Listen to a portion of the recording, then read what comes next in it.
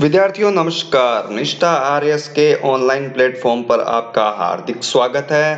कैसे हैं सब? मैं आशा करता हूं आप सब अच्छे होंगे, स्वस्थ होंगे और अच्छे से पढ़ रहे होंगे। तो विद्यार्थियों, आज मैं आपके लिए लेकर आया हूं पारिभाषिक शब्दावली का टॉपिक और ये आपके सिलेबस में भी है। RSMSSB स्टेनोग्राफर के सिलेबस में पारिभाषिक शब्दावली भी दी गई है। तो ये आज और कल 2 दिन का टॉपिक है और ये कल कंप्लीट हो जाएगा। तो इस टॉपिक को करना बहुत ज़रूरी है क्योंकि 3 से 4 प्रश्न या 2 तो प्रश्न इसके आते ही हैं।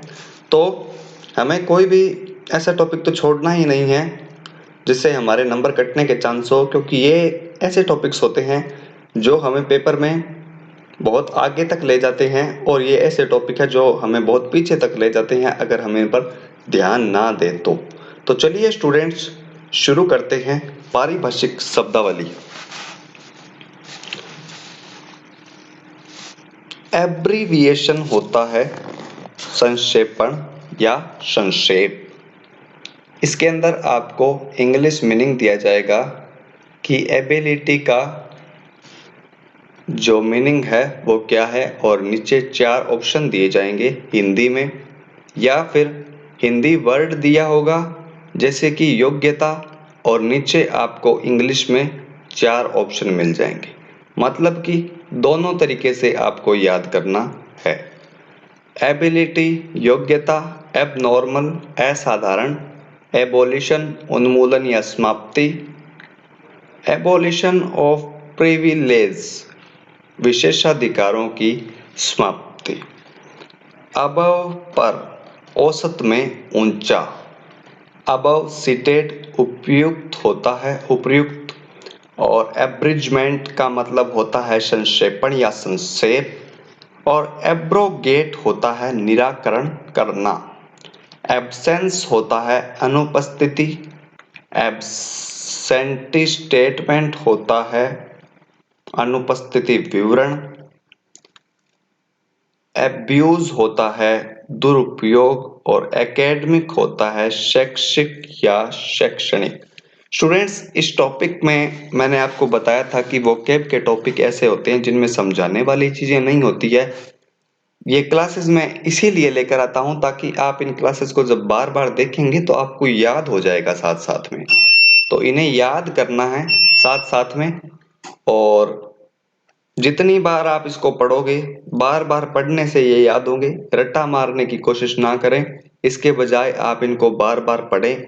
जैसे कि सुबह 10 मिनट पढ़ लिया, शाम को 10 मिनट पढ़ लिया, इस तरह से जब आप अपने रेगुलरिटी के अंदर लेकर आएंगे तो ये याद हो जाएंगे। तो नेक्स्ट है एकेडमी होता है अकादमी, एक्सीड होता है अंगीकार करना, एक्सेशन होता है राज्यारोहण, एकोमोडेशन होता है आवासन, अकाउंटिंग ईयर होता है लेखा वर्ष। अब बहुत से लोग ईयर जो वर्ड है ईयर बोलते हैं, इसको ईयर नहीं होता, ये ईयर होता है। इस बात का आपको ध्यान रखना है। और ये जैसे कि मैंने इंग्लिश में आर्टिकल टॉपिक करवाया था, तो ये जब वर्ड आ जाए तो इसको ईयर नहीं पढ़ना है, इसको ईयर पढ़ना है। अब ईयर के हिसाब से आर्टिकल लगेगा, ईयर के हिसाब से एन लगाओगे, लेकिन ईयर के हिसाब से ए आर्टिकल आएगा। अकाउंट्स ऑफ प्रॉफिट यानी कि लाभ लेखा। नेक्स्ट है एक्यूरेट विशुद्ध या परिशुद्ध, और एक्यूरेसी परिशुद्धता यथार्थ, एक्यूज अभियोग। जैसे कि एक्यूरेसी स्टेनो में कितनी इंपॉर्टेंट होती है, टाइपिंग में कितनी इंपॉर्टेंट होती है, तो वो एक्यूरेसी है। उसके बाद में नेक्स्ट है एक्यूज्ड। एक्यूज्ड होता है अभियुक्त, और अकाउंट होता है लेखा। अकाउंटेंसी होता है लेखा विधि, और अकाउंट हेड होता है लेखा शीर्ष। एक्विजिशन होता है अर्जन, और एक्विजिशन ऑफ लैंड भूमि का अर्जन। एक्ट ऑफ ग्रेस होता है क्षमादान, और एक्टिंग होता है कार्यकारी। एक्टिंग चेयरमैन कार्यकारी अध्यक्ष।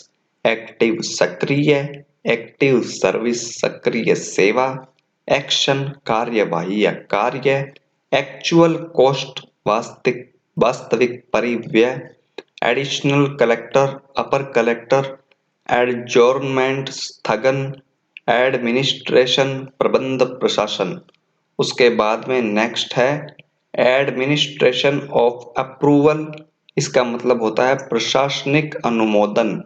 फिर नेक्स्ट है अडल्ट, प्रौढ़ या वयस्क। उसके बाद में एडवर्टाइजमेंट, विज्ञापन। एडॉप्टी, दत्तक, गोद लेते हैं ना जिस पुत्र को, दत्तक।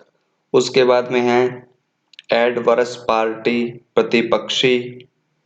एफिडेविट होता है शपथ पत्र या हलफनामा। एजेंडा होता है कार्यसूची।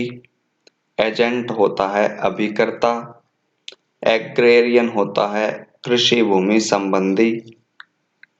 एम्बेसडर होता है राजदूत। एंटीसिपेटेड रेवेन्यू होता है प्रत्याशित राजस्व। आंसरेबिलिटी होती है जवाबदेही। अप्रूवल होता है अनुमोदन। और एप्लीकेंट होता है आवेदक।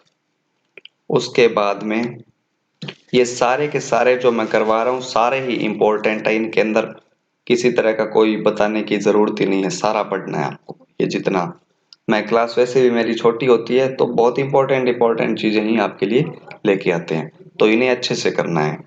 अप्रूव्ड कॉन्ट्रैक्टर होता है अनुमोदित ठेकेदार। और आर्बिट्रेशन होता है अनुमोदन। आर्कियोलॉजिकल होता है पुरातत्वीय। और अरिस्टोक्रेट होता है अभिजात या कुलीन। आर्काइव्स होता है अभिलेखागार। और एरियर्स होता है बकाया।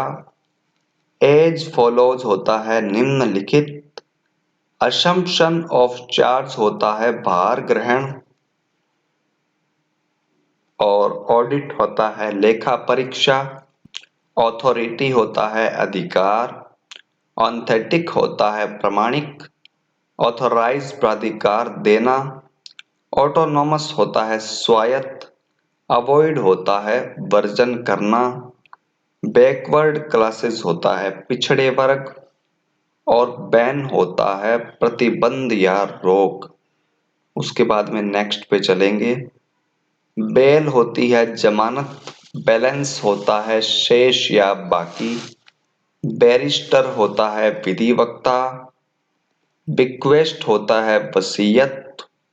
बर्थ सर्टिफिकेट होता है जन्म प्रमाण पत्र। और बिब्लियोग्राफी होती है संदर्भ ग्रंथ सूची। ब्लैक लिस्ट होती है काली सूची। ब्लूप्रिंट होता है नीला नक्शा। बोर्ड ऑफ रेवेन्यू यानी कि राजस्व मंडल। बॉडी कॉरपोरेट यानी निगम निकाय। बॉन्ड यानी बंद पत्र। बाइकॉट मतलब बहिष्कार, जैसे कि फिल्मों का, सोशल मीडिया में किसी चीज जो चीज लोगों को पसंद नहीं उसका बाइकॉट वर्ड यूज करते हैं। बाइकॉट का मतलब होता है बहिष्कार। ब्रेक इन सर्विस, सेवा में भंग। ब्रोक्योर होता है आय। ब्यूरोक्रेसी होती है नौकरशाही। ब्यूरोक्रेसी वर्ड बड़ा इंपॉर्टेंट है। बजट होता है बजट। उसके बाद में नेक्स्ट है कैंडिडेट। कैंडिडेट होता है अभ्यर्थी। कैंसिलेशन होता है रद्द करना। कैपिटलिज्म होता है पूंजीवाद। कैजुअल होता है आकस्मिक। कैजुअलिटी होती है दुर्घटना। कैश होता है नकद या रोकड़। चार्टर होता है शासन पत्र। चार्ज होता है अभियोग। कॉम्युनिक्यू होती है विज्ञप्ति। अब देखो विज्ञप्ति का दूसरा नाम आ गया कॉम्युनिक्यू। कॉम्प्लिएंस होता है अनुपालन। और कॉम्पेरिसोनेट अलाउंस होता है अनुकंपा भत्ता। कॉन्स्टिट्यूशन संविधान। कॉन्सुप्शन उपभोग। कॉन्ट्रैक्ट संविदा। कॉन्फिस्केट होता है जब्त करना। कंसिस्टेंट होता है संगत।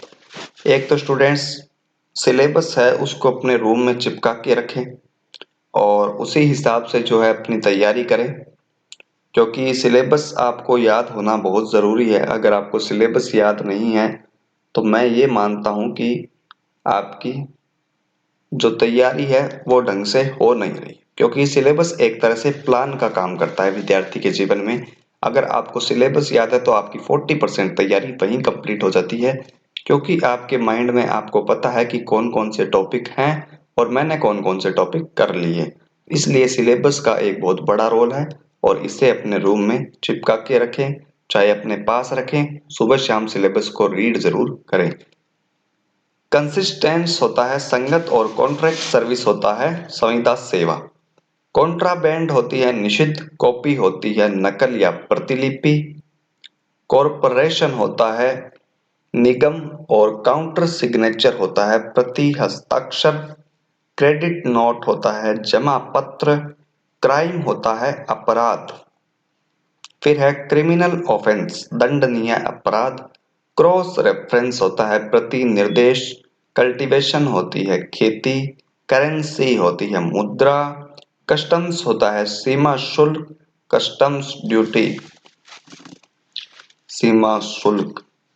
कस्टम्स भी सीमा शुल्क और कस्टम ड्यूटी भी सीमा शुल्क। उसके बाद में नेक्स्ट है डेली अलाउंस दैनिक भत्ता। डैमेज क्षति या हर्जाना। डाटा आंकड़े डिफेस मुहर लगाना। कस्टम्स ड्यूटी का जो है उसका ये होगा कि सीमा शुल्क सेवा होगा। कस्टम्स का मतलब होता है सीमा शुल्क, लेकिन कस्टम ड्यूटी का मतलब होगा सीमा शुल्क सेवा। उसके बाद में नेक्स्ट है डिफेक्टो वास्तविक। डेमी ऑफिशियल लेटर अर्ध सरकारी पत्र। डेम्यूरेज